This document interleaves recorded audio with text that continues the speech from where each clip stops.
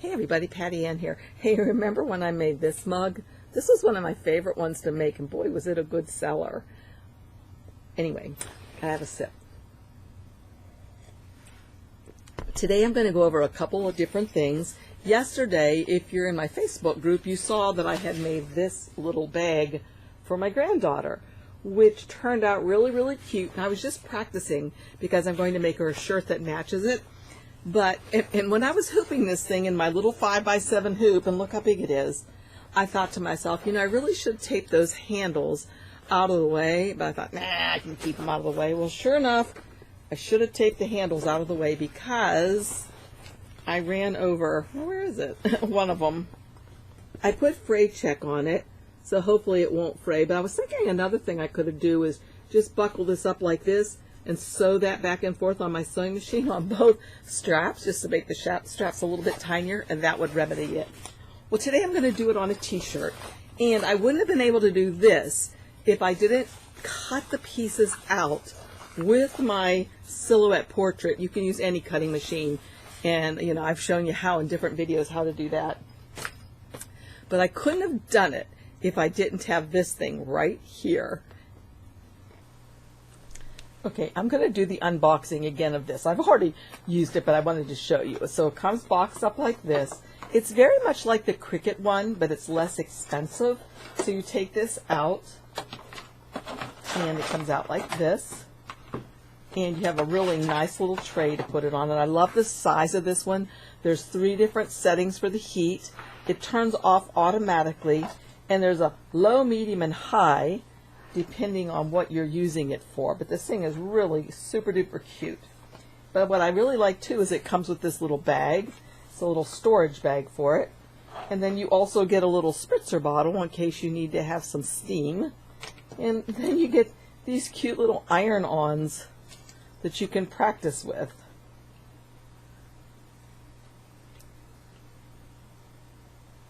So I think it's really super cute, and I'll be using it again. And here are the instructions. I forgot to mention, I'll have this link down below for you so you can find this specific one. This is one that I had. When I worked at a quilt shop, the quilt shop owner bought us these one year for Christmas. But the thing I don't like about this one is, well, now it's probably not going to do it, but it falls over all the time. It just won't stay up easily. Of course, right now it's not doing it, but in general, and my friend Rachel, who worked with me, would vouch for me that it falls over like that. And it's just, there you go, it's just not very sturdy. You know, they should have put more weight in the back of it. I don't know who designed it, but they messed up when they didn't put more weight in the back end to keep it up like this when it was not in use. Okay, I'm going to show you how I'm going to do the body and get it ready. And then you use the same process for each one of the applique pieces, and I'll be showing you how to get those ready for your cutting machine in just a bit. But what you do is you find out from your machine, your cutting machine, what size is this piece that you're going to need for the body. Then you also cut that size out of the light Seam 2. I have this big box of it from when I worked at the quilt shop. You don't have to buy a big box like this, obviously. You can buy it in small sheets. But let me put this to the side. And so what you do now is you'll take this piece of fabric, and I'm going to use my special stuff that I love, this Terial Magic. I'll have it linked for you down below if you want to see what it is. It's expensive, I'm telling you, but I love it. This is a new bottle I just bought, so it may not spray right away. I got to make sure it's turned on. Stream. No, I want the spray. Here we go. When it does start spraying, I want it. There we go. Okay, this stuff is amazing. So the fabric started out like this, if you're not familiar with Seam Lite, like this. And once I put the Terial Magic on this, this is what I think is part of the secret for getting your applique pieces to cut perfectly with your regular blade in your silhouette machine. You don't need a rotary blade or anything special. You just use your regular blade. So once that's on there, I'll take my little handy iron that I love, love, love, and just iron this down so that it dries. And you're going to be amazed at the difference it's going to be when it's dry. Isn't this little guy cute? Like I said, he's a little less expensive than the other brand that we know. And one of the things I really like about it, and I think the other one might do it too, but it turns off automatically after so many minutes, which is good because you have no idea how many times I forget to turn off or unplug my things. So it's really a nice safety feature. All right, so this piece is pretty dry. Put this back in its little holding thing. And see the difference now? It's almost like paper. It's different. It's not like it was. So this is the Seam 2 Lite, and I'm just going to take my fingers and kind of mush them together like this. That brings one of the pieces off. Now this piece doesn't have any sticky left on it, so I know that's the junk piece. Throw that away. This piece has sticky on it. So I'm going to take the sticky part and put it on the wrong side of my fabric. Okay, like that. And then I'm going to take this little guy again and just press this.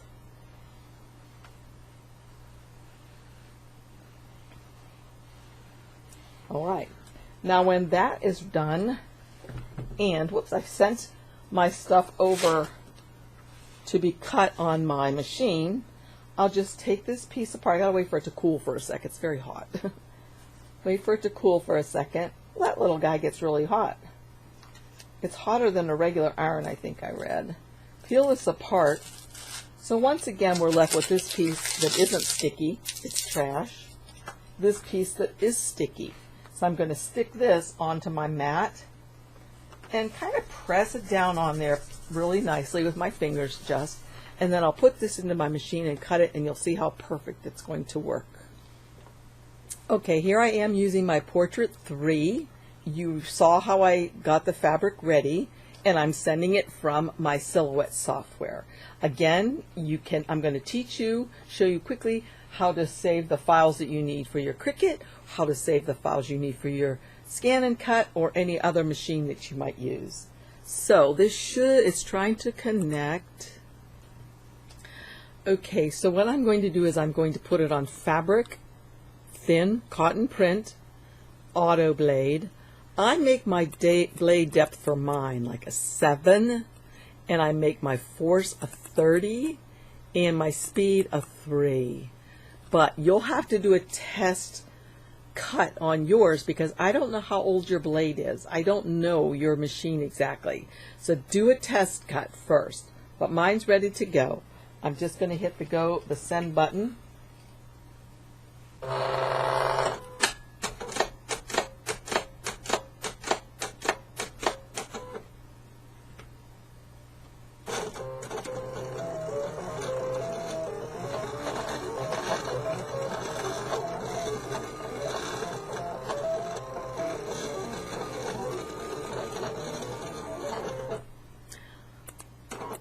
Okay, at this point now, I'll lift up the edge and kind of peek to see if I got a good cut, because every once in a while, I don't have it on the proper settings. But as you can see, that's a beautiful cut, so I can take this out and continue taking that away. This piece is trash. This one is ready to go. Be careful not to stretch it as soon as I'm ready for it on my embroidery machine. So, let's go into Embrilliance, and I'll show you how to get these pieces ready because they don't come with the file. Okay, as you can see, I purchased this from Etsy. I bought it on August 18th, 2022, and I could buy it again if I want to, but I already have it purchased, so I'll download it and extract it. But maybe you'll take a screenshot of this if you would like to get the same one and work along with me. Okay, I've opened the unicorn, and I have the 5x7 hoop, and I rotated it. So rather than it being portrait, it's landscape, so it's wider than it is tall. And that's because the little handle or the little locking mechanism for my embroidery machine would be like right up here, and then I'll know when I put it in my machine how it should be facing. So the first thing I did was come over here to the objects panel, knows that there's one design. When I expand it by clicking on the plus, I see all of the pieces that make up this unicorn. So the first one says Brother Embroidery White, and I can tell that that is all of the white stuff that makes up the body, okay? So what I'm going to do is I'm going to click on this first one, come down here and click on the color swatch, and this box will open up. It says Appliqué, and when I click on Appliqué, it says not Appliqué. Well, I'm going to change that to say Appliqué Position, okay? And I'm going to inflate. The only button I'm going to change, if yours doesn't say 1.5, I made mine say 1.5. And then I'm going to say save. Now, I am going to save this. So down here, it's automatically named unicorn, the name, the size, but I'm going to say white head, just so I can remember, so it makes sense to me. Now, notice right now, it's saving as a studio file, which works perfectly for my silhouette portrait or my cameo, but let's pretend I have a Cricut. We can save it as an SVG, a scalable vector graphic. How about, what if you have a scan and cut? There you go. It can save as an FCM, shortcuts a lot file, lots of stuff you can do. So you would just change this depending on what machine you have and just say save. So that piece is already saved, and now I can X this out. Okay, the next one we're going to do, so this is actually the placement stitch for the white. Then they have the tack down stitch for the white. And then this is where right now it's going to put the satin stitch. So after that comes the purple, the violet. So once again, this is the placement stitch. I'm going to click on the color swatch here. When this box opens up, I'm going to click on Appliqué. I'm going to say it's the Appliqué Position. Make sure it's inflated by 1.5 millimeters. That's a smidgen. That's a teeny tiny amount. I'm going to say save. It's going to say all that same jazz down here, but I'm going to say purple hair. And I'm going to save it as a silhouette file because that's what I use. But recall, depending on what machine you have, you can change these. So I'm going to save it as a silhouette, say save. And then I can X this out. So if that's the placement stitch for the purple hair, this is the tack down stitch after you put the fabric on, and this is when it does some of the satin stitch. I don't think it does this part right down here, but we can check that to make sure. I'm curious now. If I come up here to the stitch simulator, we can see what happens. So first it does the placement stitch, placement stitch for the white, then it does the tack down stitch, and then the satin stitch.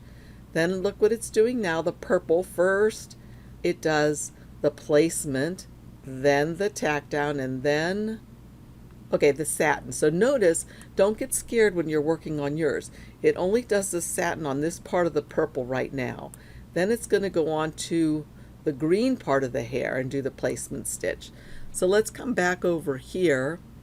And so the violet is all done. We're doing the mint green. So that's this hair, right? So again, we're going to click on the first one I do. Click on this, come up to this thread box that comes up where it says Appliqué. No, it's not Appliqué. We're going to make it the Appliqué Position. 1.5 millimeter inflate and save. Same jazz down here, leave it as it is, but just change it to green hair so you can remember. And again, I'm saving mine as a silhouette studio file. Cancel this. So let's see what else. So this is more of the green. I'm not sure why they called that light blue, but probably so it would stop. You couldn't do mint green, mint green, mint green. Otherwise, your machine would not stop. It would go through all three of these sections before you had a chance to do anything.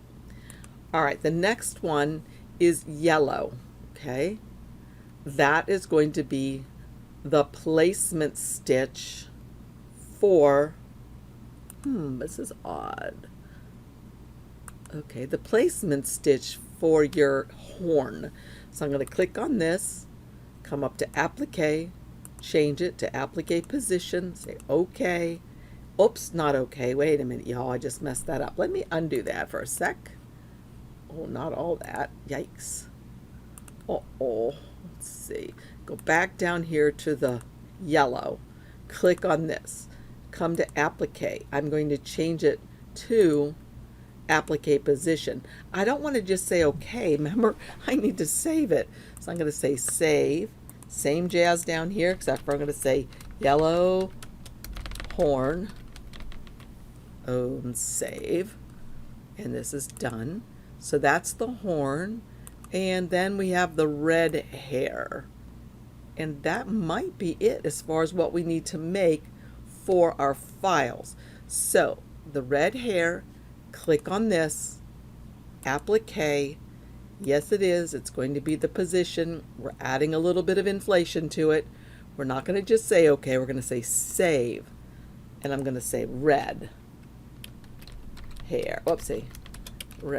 Red hair. And hit enter or say okay. And get rid of this.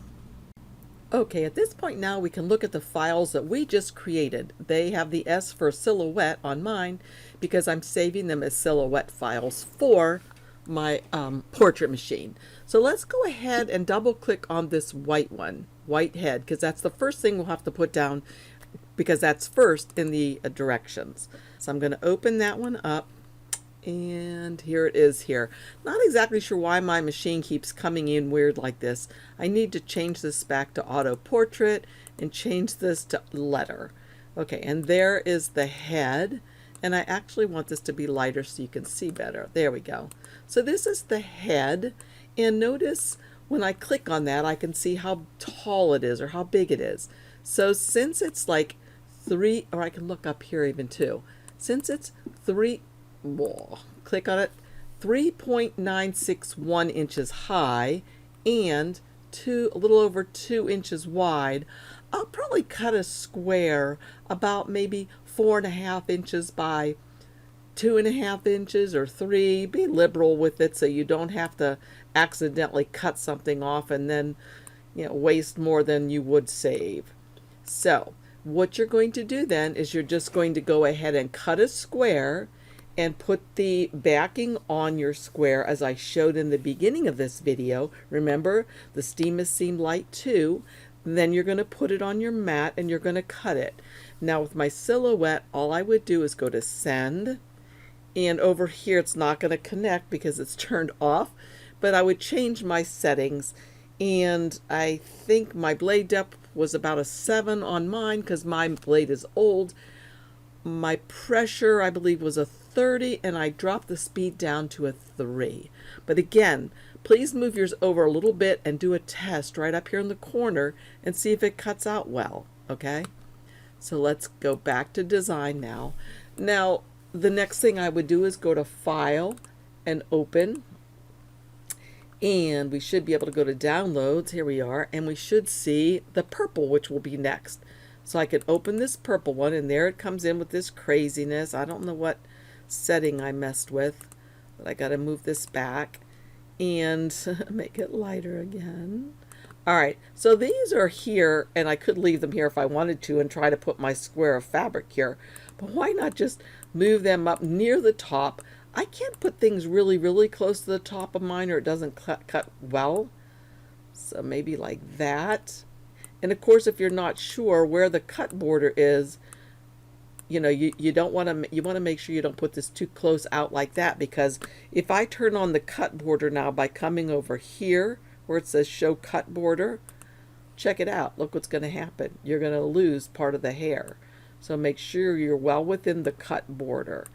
And then what I would do is just draw a box around both of these so I can see that this is 1.705 inches high, or well, I can actually right now it won't show up here, but if I right click and say group, then it'll show up here. So I know my width has to be maybe about 3.5 inches or 4 inches, whatever you're comfortable with, and your height should be like 2.5 or 3 inches. And again, you'd put the Seam 2 Lite on the back, put it on your mat and cut it out. So you'd continue on the same way with all of the rest of the designs. Okay, at this time now I'm going to put a no sew fusible mesh onto the t-shirt onto the wrong side.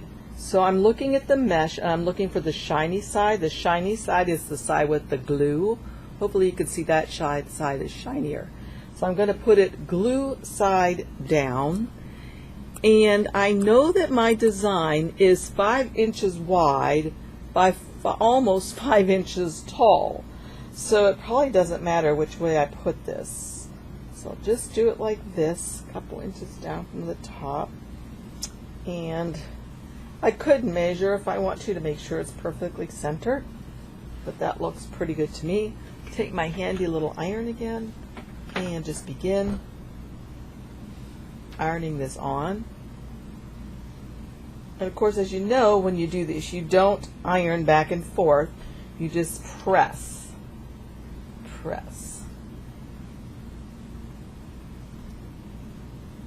And what that's doing is melting that glue and adhering this to the shirt, giving it good stabilization. Once it's on there, it doesn't matter if you move around a little bit like an iron. So what I'm going to do when I hoop this is I'm going to float under the hoop a piece of tearaway stabilizer. So I'm going to turn this back right side out.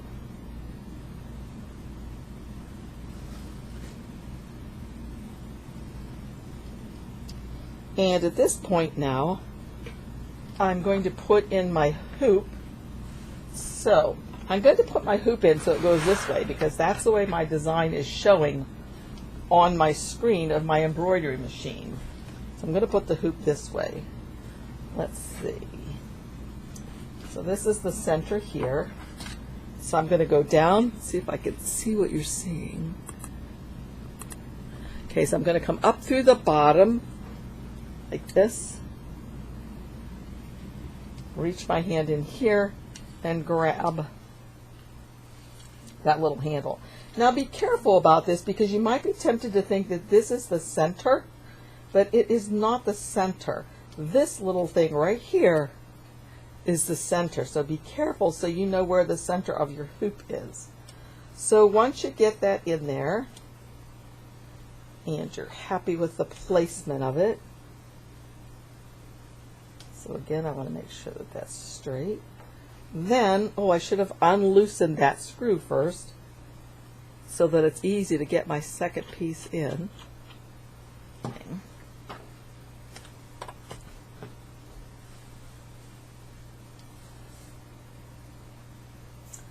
Again, there's the center right there, so like that. Okay, then I'm going to take this piece and place it in. I want to move this out just a little bit more. There we go.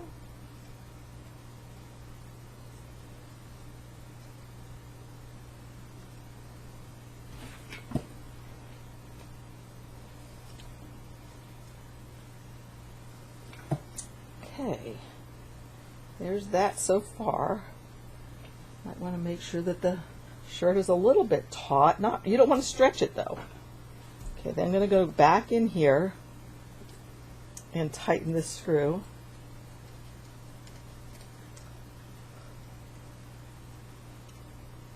Okay, and now let's move these threads out of the way.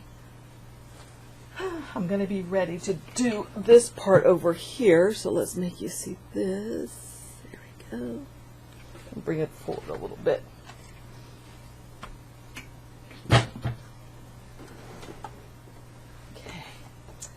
So I'm going to put my hoop in there, but before I do, I need to move all the rest of this shirt out of the way. So I'm going to do like this first and grab this shirt so it's out of the way here. Like this, right over top actually. Would put this in here, put this in to my machine.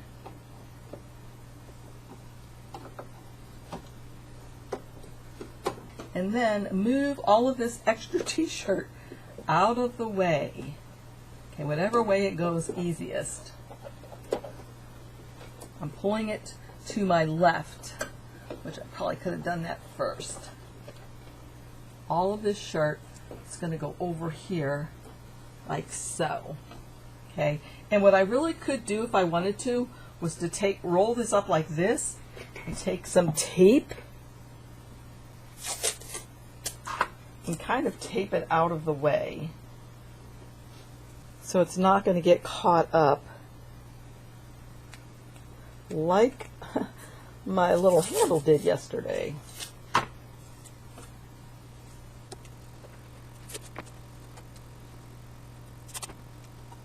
I think it's ready to go now, and I'll just have to watch that part right there. So I'm going to start, and when I start, whoops, I don't want to start yet. Stop.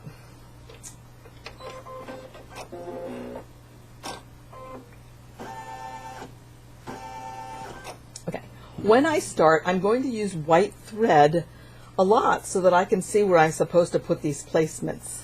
So I'm going to thread this with the white. And this is exactly what I did on the bag that I made. It's just I wasn't able as easily to take it out, which I'll show you that in just a sec. All right, so we're ready to go with the first one.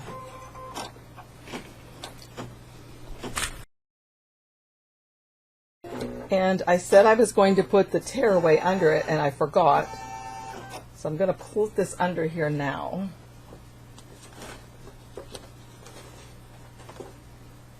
Just called floating it right under there. Okay. And so now this is the placement stitch for our first thing. So we could just bring this right out like this if we wanted to, all the way out actually. And I could even put it over top of my little ironing board and take my little color here. It is sticky, but you may want it for extra precaution. Take this little guy, fits perfectly inside this hoop. That's why I love it compared to a regular iron. That holds it perfectly into place. Then we're going to put this back inside of here. Careful not to get the needle stuck. And move everything out of the way. Okay, and there we go. And now it's going to do the tack down stitch.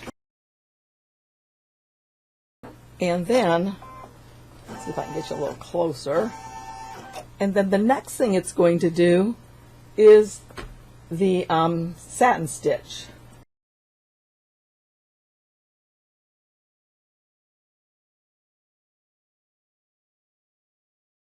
Okay, the next thing it's going to do is the placement for the two purple pieces of hair. So I can do those in white so I can see them easily again.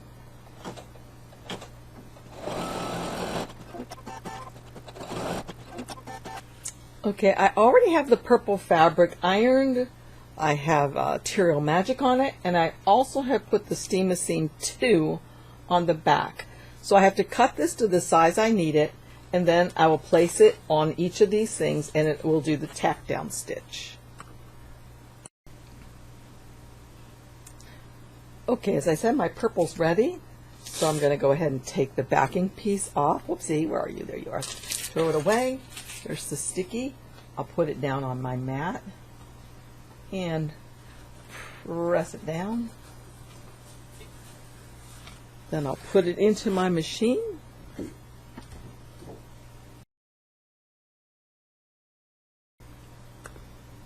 And send. And when this is done cutting, I will continue working on the unicorn for a minute, just doing the purple, and then I will just go back, like I said, to the computer and show you how to get these pieces ready.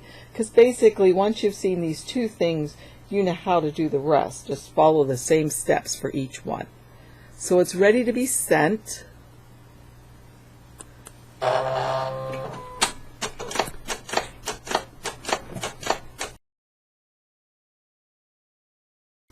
Okay, again, before I take it totally out, remember I do like to check and make sure that my settings were right and I didn't mess up somehow and looks perfect. So I will take the whole thing out and be ready to put this onto my piece over there, because I've already put the placement lines there, and these two pieces are just going to be put in there. And again, I can tack them with that little iron if I would like. So there are my two pieces. Throw this away, put this here, and this can stay right here so I can use it. Maybe you can't even see what I'm talking about. I'm talking about the little ironing board. So let's move this out of the way. Bring this out, and I can put my two pieces on. Let's see, I got it stuck. Okay, there we go. So you can see hopefully clearly this piece goes here, and I can see those nice white lines well, so I know I'm getting it in the right place.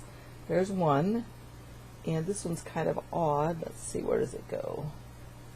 I think it goes, I can't tell, let's check. Like this? Yes. Okay, goes like that. So again, I can bring my handy little iron over. Trying to maneuver around my camera is difficult. And just to hold that into place to make sure it's not going to go anywhere while I'm stitching. And this thing's fabulous for that. So I can put this back in now.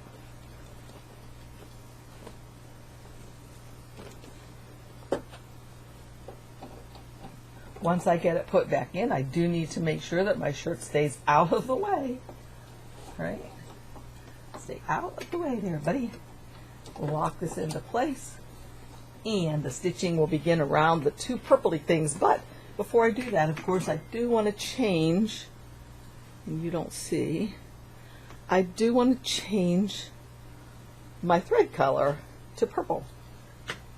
So let me do that real quick. There you go. And away we go.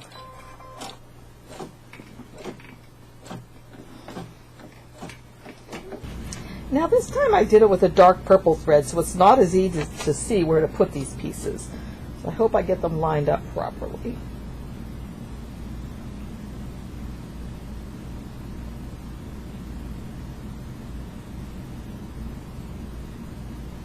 That looks good. Keep those like this.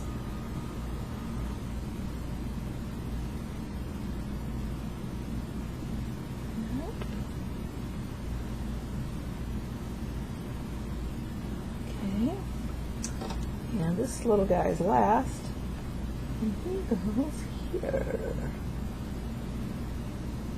Like I said, it's easier if you use a white for this part, because I see pretty well. All right, then again, I can use my little iron, still heated. Press these down, hold them perfectly. Love, love, love. And put this back in. And now it's going to do the tack down and then the satin stitch.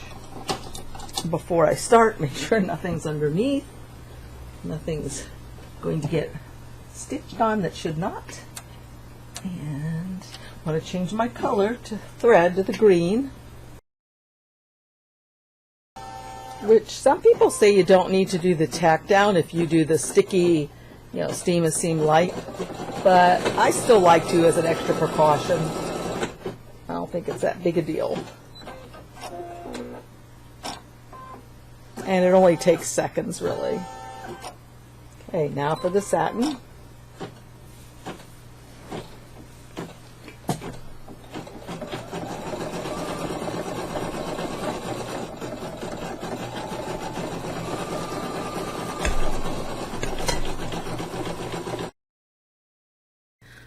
Okay, it's at this point right here that it started doing the placement stitch for the horn.